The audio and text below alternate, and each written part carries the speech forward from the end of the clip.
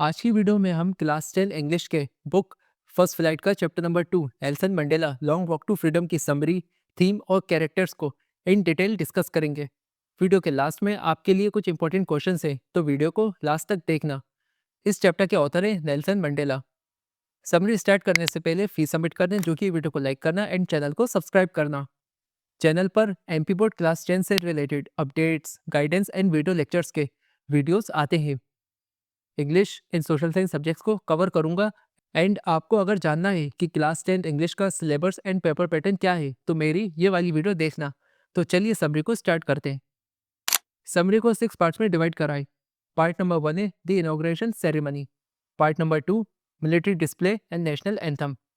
Part number 3 the concept of apartheid. Part number 4 meaning of love and करेज।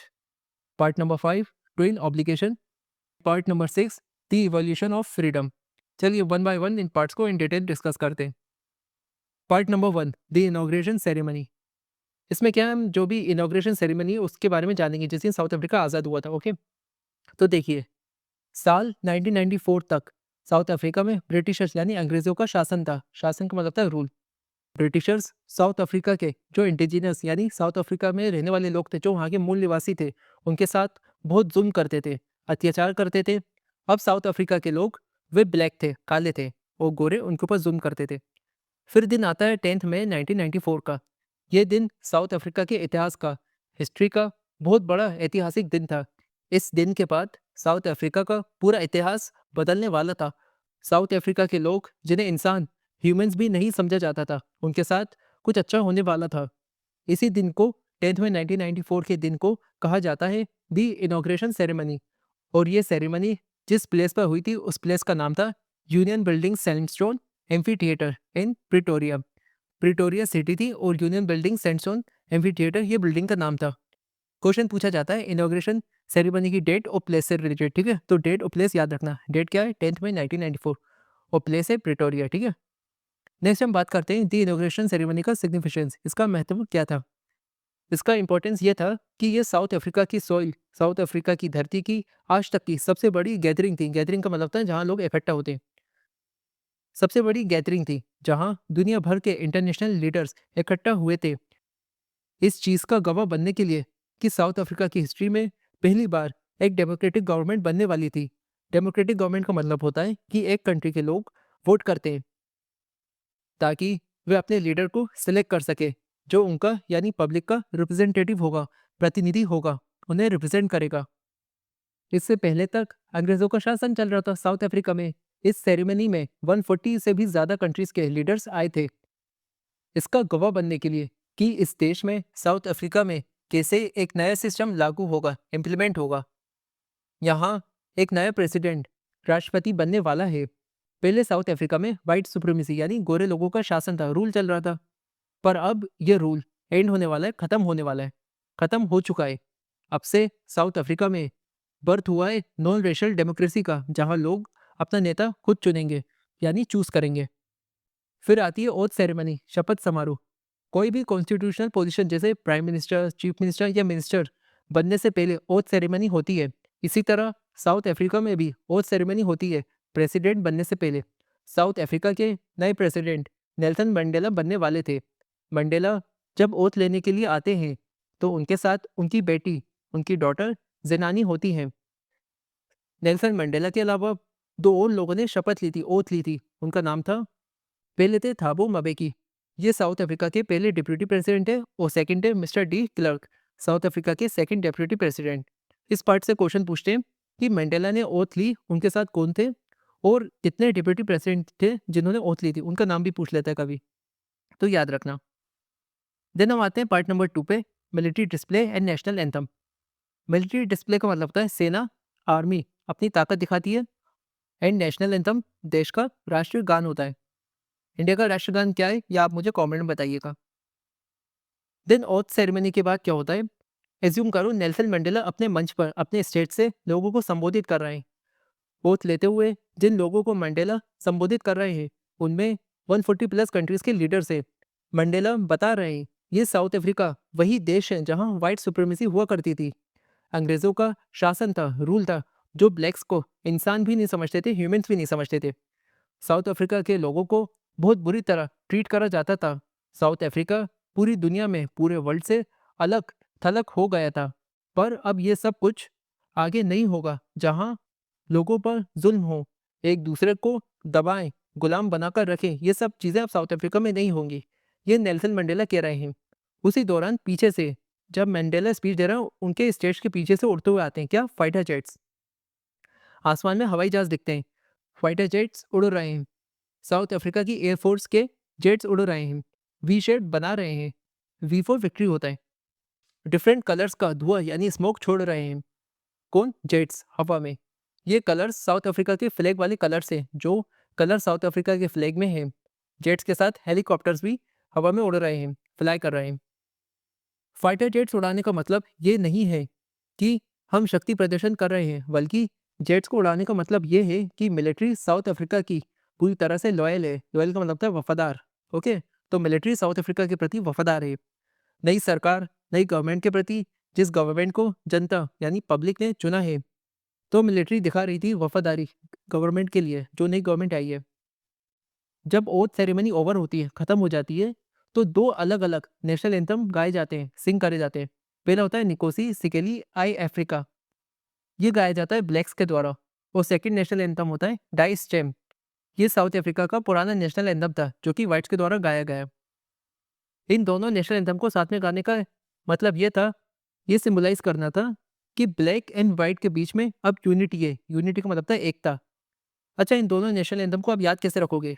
तो इसके लिए एक ट्रिक है, white supremacy is dead, D से डेड, टी से डाई। ओके, तो डेड से याद रखना डाई स्टेम, और सेकंड वाले को याद रखना न्यू ब्लैक गवर्नमेंट, एन से न्यू, एन से निकोसी। ओके, तो एन से न्यू, एन से निकोसी, सिक्के लिल, डेड से डाई और न्यू से निकोसी। ठीक है, डाई वाला क्या डाई हुआ है, अंग्रेजों की हुकूमत खत्म हुई थी, डाई वाला व्हाइट्स के लिए था, और न्यू क्या है, न्यू आए निकोसी। ठीक है, तो निकोसी यानी ब्लैक्स के लिए।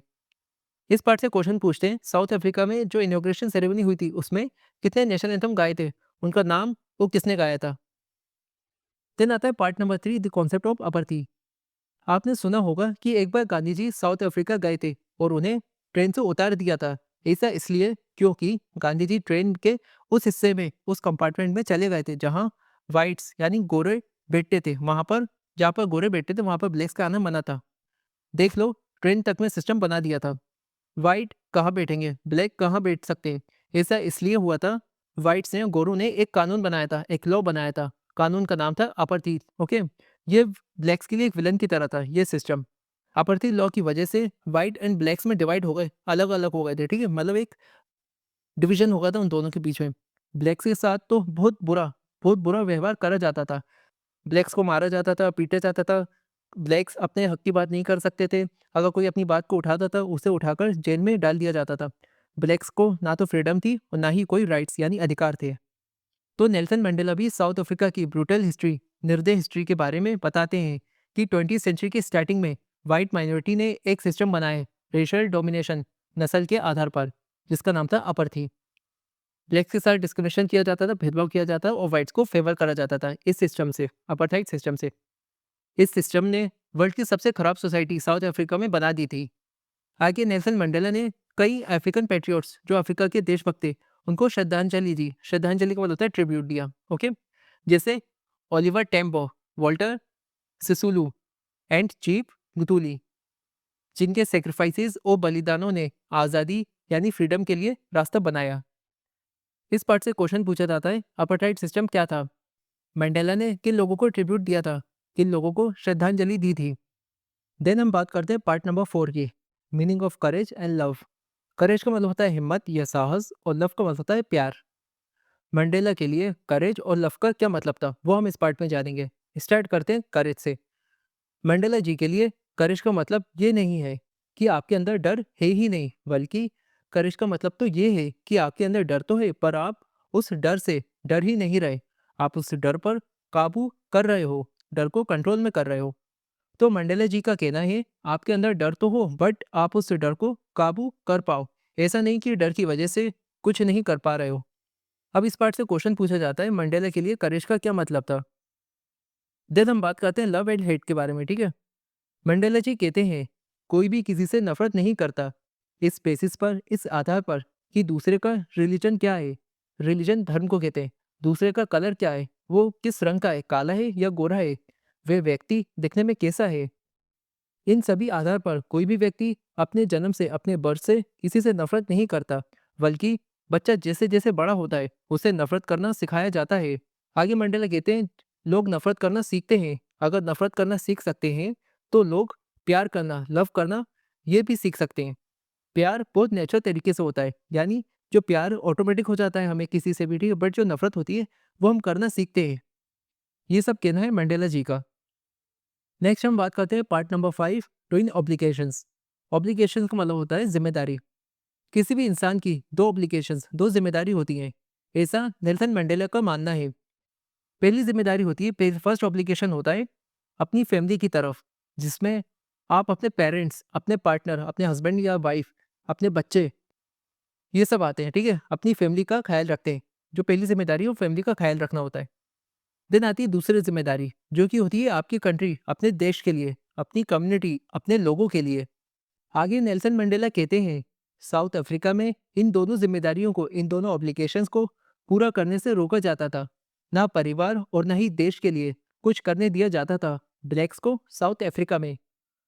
और अगर कोई ब्लैक आदमी इन दोनों जिम्मेदारियों को निभाना चाहता था, उस ब्लैक को पनिश किया जाता था, सजा दी जाती थी और आइसोलेट यानी अलग थलग कर देते थे। उस ब्लैक व्यक्ति को एक आइलैंड पर छोड़ देते थे, जेल में। अब हम आ चुके हैं हमारे लास्ट पार्ट के ऊपर, part number 6, the evolution of freedom. Evolution का मतलब होता है विकास और फ्रीडम का मतलब होता है आज़ादी।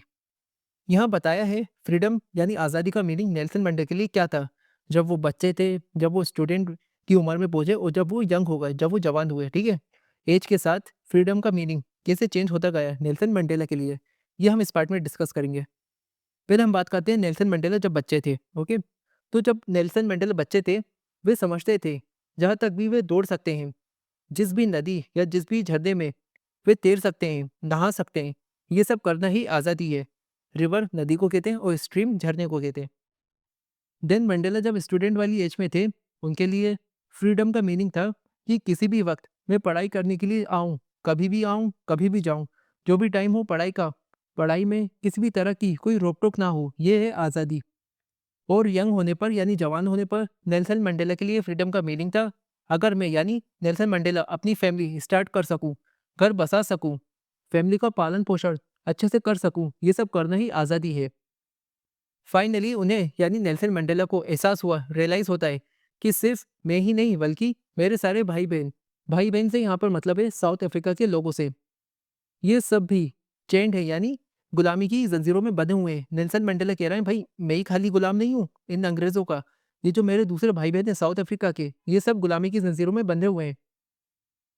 इसके बाद मंडेला ज्वाइन करते हैं अफ्रीकन नेशनल कांग्रेस को, और आज़ादी की जो भूख थी, देश को आज़ाद कराने के लिए जो हंगर थी मंडेला की, वे आज़ादी की भूख, वो आज़ादी की हंगर अब पूरे देश की हंगर बन चुकी है। साउथ अफ्रीका के लोगों की भूख बन चुकी है देश को आज़ाद कराना।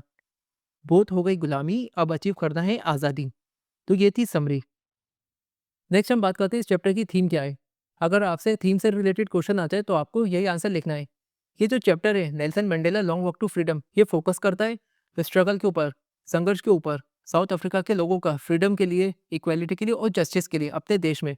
ये हाईलाइट करता है नेल्सन मंडेला का करेज, करेज यानी हिम्मत, सेक्रीफाइसेस जो भी उन्होंने कुर्बानियाँ दी, और कमिटमेंट जो भी उन्होंने ठाना कि भाई मुझे अपर्थित सिस्टम को एंड करना है और एक डेमोक्रेटिक नेशन बनाना है जो कि पीस और इक्वालिटी पे बेस होगा।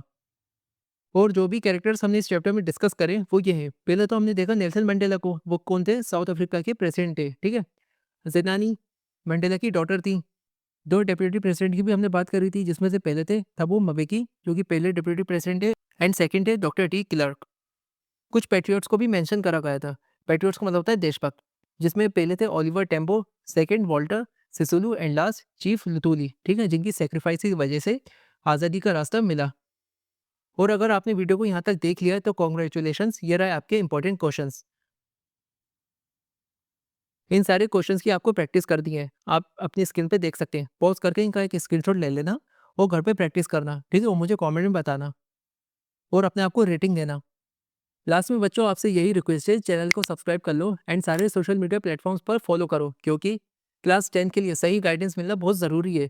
मुझे एक्सपीरियंस है इन दोनों सब्जेक्ट को, इंग्लिश एंड सोशल साइंस को टीच करने का। मैं चाहता हूँ जो भी बच्चा मेरे वीडियोस को देखे, मुझसे पढ़े, उसे सही गाइडेंस मिले ताकि वो अपनी क्लास 10th में सही स्ट्रेटजी को फॉलो करे और अच्छे मार्क्स लाए। बहुत सोचा है मैंने आप सबके लिए, बट अगर पढ़ने वाला ही नहीं होगा तो मैं पढ़ाऊँगा किसे? सो चैनल को सब्सक्राइब करना, ठीक है? और अपने सारे फ्रेंड्स के साथ शेयर करना। So that's all in this video. मिलते हैं नेक्स्ट वीडियो में। Thanks for watching.